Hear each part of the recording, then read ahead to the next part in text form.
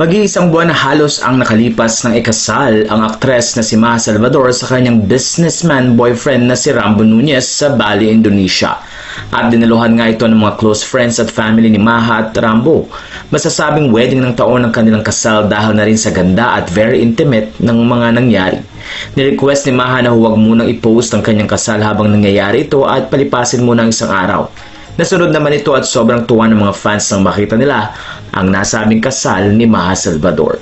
After ng wedding ay tumuloy ang mag-asawa sa Paris. Doon nila in-enjoy ang kanilang honeymoon. Ipinakita ni Maha ang kanilang honeymoon na napakaganda at ito nga ay ginanap sa isang train. Sakay ang bagong kasal ng Venice Simplon Orient Express. Makikita din ang mga photos nila na very classic at parang movie theme habang naglalakad. Ang nasabing Venice Simplon Orient Express ay madami ng pinagdaanan at naging part ng history. Ang nasabing legendary train ay umiikot sa buong Europe. Ilang novels at pelikula na rin ang ginawa sa nasabing train.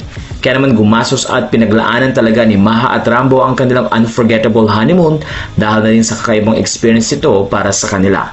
Ang nasabing rate sa pagsakay sa nasabing prestigious train ay nagkakahalaga ng $3,600 or mahigit 200,000 pesos per person sa twin cabin. At ang grand suite naman ay mahigit kalahating milyon per person ng bayad. At dito nagstay si Maha at Rambo sa grand suite ng Venice Simplon Orient Express. Ayon sa mga fans, kung ganun daw ay nagbayad ng mahigit 1 milyon ang mag-asawa para sa kanilang honeymoon doon lamang sa nasabing legendary train. Ayon sa mga netizens, deserve ni Maha ang tila queenly na nangyari sa kanyang kasal, pati na rin sa honeymoon.